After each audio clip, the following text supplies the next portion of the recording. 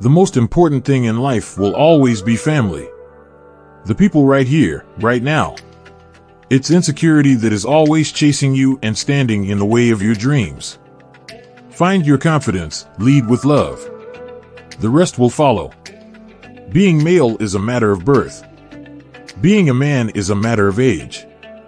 But being a gentleman is a matter of choice. Show me how you drive and I'll show you who you are.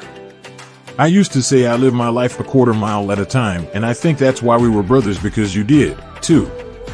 No matter where you are, whether it's a quarter mile away or halfway across the world. The most important thing in life will always be the people in this room. Salute me, familia. You'll always be with me. And you'll always be my brother. When people believe in you, you can do miraculous things. They say the open road helps you think about where you've been and where you're going. I live my life a quarter mile at a time. Nothing else matters, not the mortgage, not the store, not my team and all their bullshit. For those 10 seconds or less, I'm free. With age, you get to a place where you don't want to knock people out. You just want to give people a hug. It wasn't until I went to college and I got my first motorcycle that I understood the thrill of speed. It wasn't until I went to college and I got my first motorcycle that I understood the thrill of speed. We've come a long way from where we've been. I'll tell you all about it when I see you again. I have dangerous bones in my body. Well, love motivates me in everything I do. Choosing the car you drive is like choosing your wardrobe, maybe even more important. I am definitely a person of color. You make movies for the people. If critics happen to like them too, well, that's a home run. I love women more than anything. We all deal with being unfairly judged. I never think of people's nationality too much. I always look at everybody the same. It's impossible for me to just say one group of people over separate groups of people. Maybe it's because I was raised in New York City, which is this melting pot. Everybody was always the same, and the whole point of my whole film existence was to say that we're just one race. I used to feel guilty about owning a console. If you believe in the project, you have to support it. I shaved my head about 15 years ago, and the first time I shaved it, I started running my hand through my hair, and it was very therapeutic. A person in my position has to restrain himself. I think there's something we all relate to about wanting to get to our most primal self. Nothing comes easy when I'm in character, because everything I do in character, I take seriously. I grew up with all kinds of people. I'm a perfectionist. I'm very critical, especially artistically.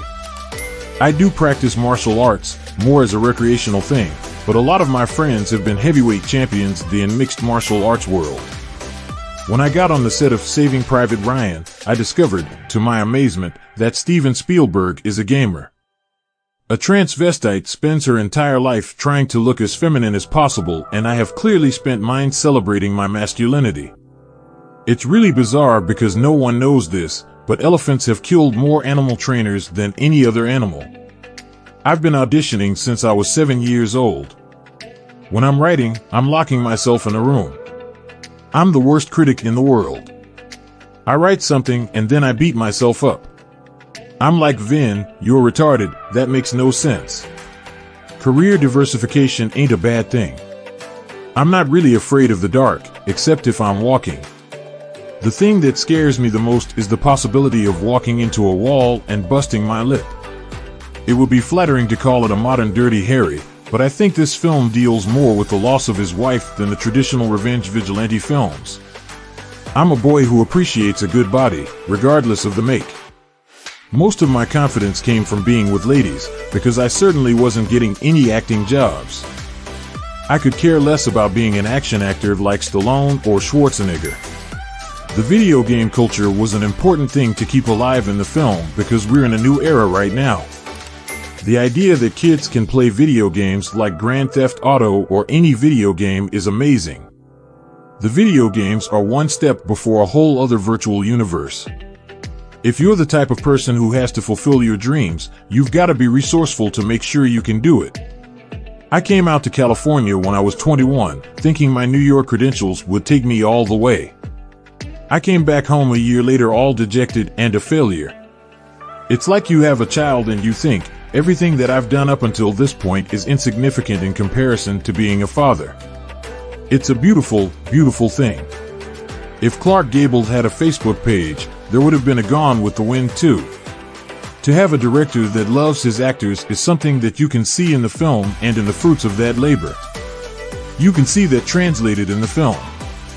When you watch this movie, you can see a director who loves his actors, and it shines through the movie, in my eyes.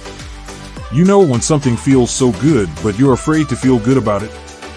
So you kinda hold back? Everyone says, congratulations, you must be so happy. And you say something stupid like, I'm just doing what little I can with what little I have. It's remarkable how a soundtrack can be so important to the storytelling and the experience. I think the music is going to make people see the movie a lot. The music is going to make you want to go see it again. You have so much fun in the movie, and it's music that you want to share with your kids, anyway. I don't think a lot of actors talk about it, but there's usually a process where you essentially purge yourself of the character that you played prior to the movie. The thing that stood out above and beyond all the experiences was this relationship with the 9-month-old baby. On weekends, I'd be thinking about going back to set on Monday just to see the baby. I was raised in New York City and raised in the New York City theater world. My father was a theater director and an acting teacher, and it was not uncommon for me to have long discussions about the method and what the various different processes were to finding a character and exploring character and realizing that character. The majority of the filmmaking process is in pre-production. The more you've planned out, the more freedom there is on set to find new stuff, to play around, find new jokes, and let the actors kind of breathe, but it needs to come from a place where it's completely structured. It's very rewarding to see the movie, and it's very rewarding to make the movie, but playing the character is sometimes a lot more difficult than other characters because it takes so much preparation to get into that character. I always want another actor to shine in my scene because it makes the film stronger. I would encourage people to scene steal because filmmaking is a collaborative effort.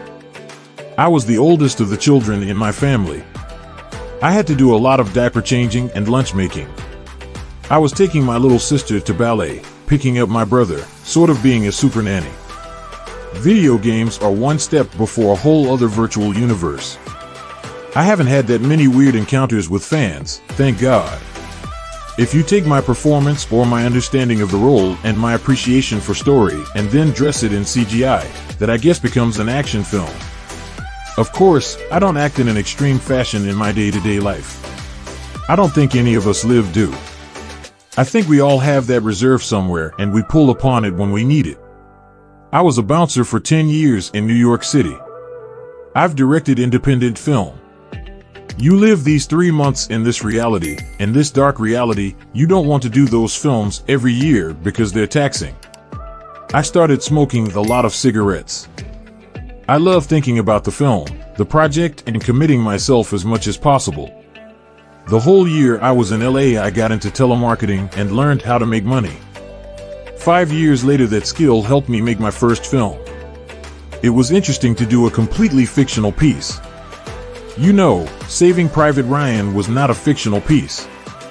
So the challenge was, how do you incorporate real emotions? How do you incorporate aspects that people are going to be able to identify with? If you think about my filmography, I have never done a movie that a kid could go see, except for Iron Giant, and I'm not even on the screen. I envision the future sunny and with love, harmony, and oneness. I think Hollywood is changing. The only way anyone knows which girl I'm with is if a one-night stand goes on Howard Stern.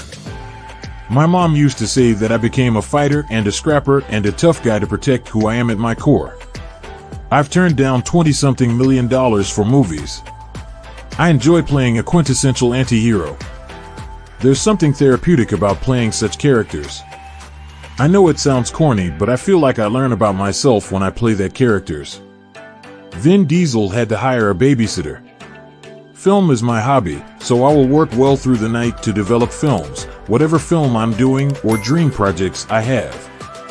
My gut feeling about sequels is that they should be premeditated. You should try to write a trilogy first, or at least sketch out a trilogy if you have any faith in your film. My gut feeling about sequels is that they should be premeditated. You should try to write a trilogy first, or at least sketch out a trilogy if you have any faith in your film. When you come onto the set, everything should be focused around your character, and you should stay in the pocket as much as possible. Every actor has their own process. For me, I really need to stay in the pocket. If I'm on set and I'm in character, I'm not thinking like a producer. If I'm on set and I'm not in character, wardrobe and makeup, and I'm just coming on set for the moments that I'm not shooting, then I'm able to be the producer. My mother is the most supportive mother in the world. She's magical. Filmmaking is such a collaborative piece of art that you can't look to one person. You couldn't look to me. You couldn't say, because Vin's in it, it's this or that. It's really all of us coming together for that period of time to try and make magic. I am flattered that they think that many people would enjoy my work. I don't approach any genre a different way than I may approach another one. I treat every role I do like a role worthy of applying whatever kind of tactic, process, and talent I have. I'm a New Yorker. I always have issues with trust you adopted from being a New Yorker. I'm going to do my best to channel the character on a spiritual level. I'm a fantasy guy. So I brought the fantasy element to the Riddick. David Twohy brought the sci-fi, and it came together. You see that in every aspect of the film. In Hollywood, I think I get a bad rap for being a perfectionist. It's something that's not always welcomed in Hollywood, because you're always pushing people and you're pushing yourself to be the best that you can be. I grew up the son of an acting teacher, but I've never been really good at articulating what that process is. It was always a bit more internal. The first thing that happens is the cleansing of the former character.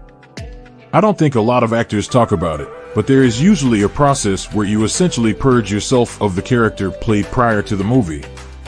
Then you want to think about what the character represents, and you write down all of the elements about this character, and then take the time to find some synchronicity and start breathing the character.